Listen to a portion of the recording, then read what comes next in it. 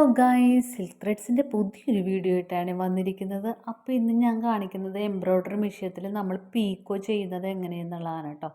അപ്പോൾ എനിക്ക് ഈ രണ്ട് ഫൂട്ട് എനിക്ക് ഈ ആൽബം മെഷീൻ വാങ്ങണതിന് മുന്നേ റാന്യൂ മെഷീനാണ് ഞാൻ വാങ്ങിയത്. അപ്പോൾ അവിടെ എനിക്ക് റാന്യൂ മെഷീൻ സെക്കൻഡ് സെയിലിൽ നിന്നാണ് എടുത്തത്. അപ്പോൾ എനിക്കത് ഇഷ്ടം ആയില്ല, എന്ന് വെച്ചാൽ സ്റ്റിച്ചൊന്നും അങ്ങനെ ക്ലിയർ ആവുന്നുണ്ടായിരുന്നില്ല. അപ്പോൾ അതുകൊണ്ട് ഞാൻ അന്നേരം വാങ്ങിയപ്പോൾ എനിക്ക് 2 ഫൂട്ട് കിട്ടിയായിരുന്നേ. എക്സ്ട്രാ നമുക്ക് കിട്ടുമല്ലോ ഈ പീക്കോയൊക്കെ ചെയ്യാൻ വേണ്ടിയിട്ട്, അങ്ങനെ കിട്ടിയ ഫൂട്ടാണിത്. അപ്പോൾ അത് കഴിഞ്ഞിട്ടാണ് ഞാൻ ആൽബം മെഷീൻ എടുത്തത്. എനിക്കത് വേണ്ട, എനിക്ക് പുതിയ മെഷീൻ തന്നെ മതിയെന്ന് പറഞ്ഞുകൊണ്ട് ആൽബം മെഷീൻ തന്നെയാണ് എടുത്തത്. അപ്പോൾ അങ്ങനെ എടുത്ത മെഷീനിൽ നമ്മൾ റാന്യൂല് കിട്ടിയ ഫൂട്ടാണിത്. അപ്പോൾ അതാണ് ഞാൻ ഫിറ്റ് ചെയ്ത് നോക്കിയതാണ്. അപ്പോൾ എനിക്കത് സക്സസ് ആയിട്ട് തോന്നി. അപ്പോൾ ഇതിൽ നമുക്ക് ഇനിയിപ്പോൾ നമുക്ക് സ്റ്റിച്ചിങ്ങൊക്കെ കഴിയുമ്പോൾ പീക്കോ ചെയ്തെടുക്കാമല്ലോ. നമുക്ക് സൈഡൊക്കെ ഒന്ന് പീക്കോ ചെയ്ത് എടുക്കണമെങ്കിൽ സുഖമാണല്ലോ. അപ്പോൾ ഞാൻ ചെയ്ത് നോക്കിയപ്പോൾ സക്സസ് ആയ കാര്യം നിങ്ങളെയും കൂടി ഒന്ന് അറിയിക്കാമെന്ന് വിചാരിച്ചു. അപ്പോൾ ഇത് ചെയ്യാൻ വേണ്ടിയിട്ട് നമ്മൾ ആ ഫൂട്ട് ബാർ ഉണ്ടല്ലോ, അതെനിക്കിത്തിരി ലെങ്ത്ത് കുറവാണ്. അതിൻ്റെ ലെങ്ത്ത് ഇത്തിരി കുറവായത് കൊണ്ട് തന്നെ ഞാൻ കുറച്ച് ആ ഫുഡ് ബാർ താഴത്തേക്ക് ആക്കിയിട്ടാണ് നമ്മളത് ഫിറ്റ് ചെയ്യുന്നത്. അപ്പോൾ സീറ്റിംഗ് ആകാൻ കുറച്ച് ബുദ്ധിമുട്ടുണ്ട്. എന്ന് വെച്ചാൽ നമ്മൾ അതിൻ്റെ മുകളിൽ നിന്നൊന്ന് ഫുഡ് ബാറിൻ്റെ അവിടെ നിന്ന് ശകലം ഒന്ന് തള്ളിക്കൊടുത്താൽ മാത്രമേ അത് സീറ്റിംഗ് ആവുള്ളൂ കേട്ടോ. അപ്പോൾ അത് ഞാൻ ഫിറ്റ് ചെയ്തിട്ടുണ്ട്. അപ്പോൾ ഇനി അത് നിങ്ങളെ ഒന്ന് സ്റ്റിച്ച് ചെയ്തും കൂടി കാണിക്കാം. അപ്പോൾ അതൊന്ന് കണ്ടു നോക്കാം കേട്ടോ.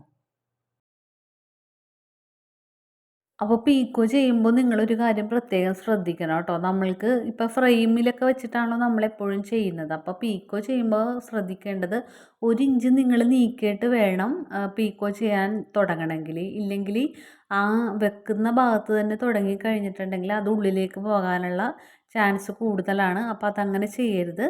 1 ഇഞ്ച് വിട്ടിട്ട് വേണം നിങ്ങൾ പീക്കോ ചെയ്ത് തുടങ്ങുന്നതെങ്കിൽ കേട്ടോ. അപ്പോൾ അതെല്ലാവരും പ്രത്യേകം ശ്രദ്ധിക്കേണ്ടതാണ് കേട്ടോ. എന്നിട്ട് പതുക്കെ പതുക്കെ നമ്മൾ അതിങ്ങനെ ഒരു കൈ നമ്മൾ ഫസ്റ്റത്തെ ആയതുമേലും 2 കൈയും യൂസ് ചെയ്യുന്ന രീതിയിലായിരിക്കണം കേട്ടോ. അപ്പോൾ ഞാനിപ്പോൾ ഇവിടെ ചെയ്യുമ്പോൾ നിങ്ങൾക്ക് ചിലപ്പോൾ വ്യക്തമാകണമെന്നില്ല. കണ്ടോ, നല്ല ക്ലിയർ ആയിട്ട് തന്നെയാണ് വരുന്നത്. കണ്ടോ, നമ്മൾ പതുക്കെ പതുക്കെ ഇങ്ങനെ മൂവ് ചെയ്യിച്ചാൽ മതി കേട്ടോ.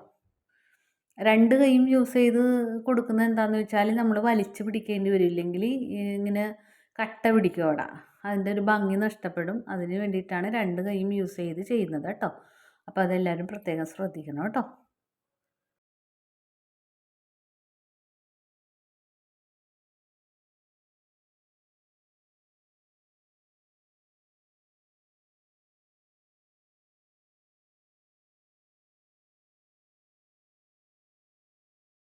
അപ്പോൾ കണ്ടോ, അത് നമുക്ക് നന്നായിട്ട് തന്നെ കിട്ടിയിട്ടുണ്ട്. കണ്ടോ, നല്ല അടിപൊളിയായിട്ട്. ഇപ്പോൾ സാരിയുടെ നമുക്ക് സാരി ഫോളൊക്കെ ചെയ്യുമ്പോഴും ഒക്കെ നമുക്കിത് തന്നെ ചെയ്യാം കേട്ടോ.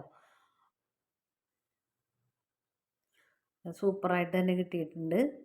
അപ്പോൾ ഇനി അടുത്തതും അതുപോലെ തന്നെ നമ്മൾ സ്റ്റാർട്ടിങ് ഞാൻ പറഞ്ഞില്ലേ 1 ഇഞ്ച് വിട്ടിട്ട് വേണം നിങ്ങൾ ചെയ്യണമെങ്കിൽ. ലാസ്റ്റ് നമുക്കത് ഫില്ല് ചെയ്യാവേ.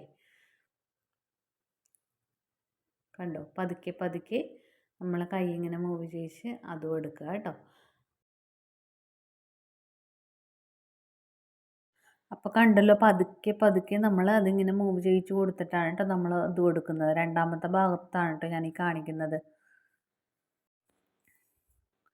അപ്പോൾ കഴിഞ്ഞ ക്ലാസ്സിലൊക്കെ ഞാൻ പറഞ്ഞിട്ടുണ്ടായിരുന്നു നമ്മുടെ ഗിഫ്റ്റിൻ്റെ കാര്യം. അപ്പോൾ എല്ലാവരും കമൻറ്റൊക്കെ ഇടണം കേട്ടോ. കമൻറ്റ് ഇടുന്നവരിൽ നിന്നായിരിക്കും ഞാൻ ഒരു വിജയിയെ തിരഞ്ഞെടുക്കുന്നതെന്ന് പ്രത്യേകം പറഞ്ഞിട്ടുണ്ട്. അതായത് സബ്സ്ക്രൈബ് ചെയ്ത് മാത്രം പോവാതെ കമൻറ്റും കൂടി ഇട്ട് പോകുക കേട്ടോ.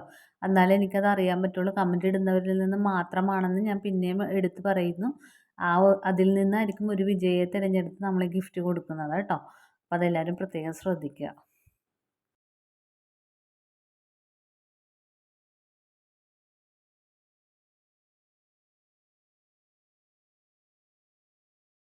അപ്പോൾ ഞാനിപ്പോൾ അതൊന്ന് എൻ്റെ കൈയൊന്ന് മാറ്റി ഒന്ന് പിടിച്ചിട്ട് കാണിക്കണതാണ് നിങ്ങൾക്ക് കൂടുതൽ വ്യക്തമാകാൻ വേണ്ടിയിട്ട്. ഇപ്പോൾ കണ്ടില്ലേ, ചെയ്യുന്നത് കണ്ടില്ലേ. അപ്പോൾ ഇത് ഇത്രയും ഭംഗിയോടുകൂടി നമുക്ക് ചെയ്യാൻ പറ്റും കേട്ടോ. അപ്പോൾ പീക്കോയൊക്കെ ചെയ്യാൻ വേണ്ടിയിട്ട് നമുക്ക് വേറെ ഇനി ഇതൊന്നും ചെയ്യാൻ പുറത്തെ കടകളിലൊന്നും പോകണം, നമ്മുടെ എംബ്രോയ്ഡറി മെഷീനിൽ തന്നെ നമുക്ക് ചെയ്തെടുക്കാൻ സാധിക്കും കേട്ടോ.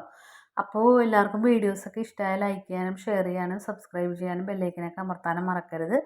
എന്നാലേ ഞാനിടുന്ന വീഡിയോസിൻ്റെ നോട്ടിഫിക്കേഷനൊക്കെ നിങ്ങളുടെ മുന്നിലേക്ക് എത്തുകയുള്ളൂ. അപ്പോൾ അടുത്തൊരു ക്ലാസ്സിൽ അടുത്തൊരു ഡിസൈനുമായി വരുന്നത് വരെ ബായ്.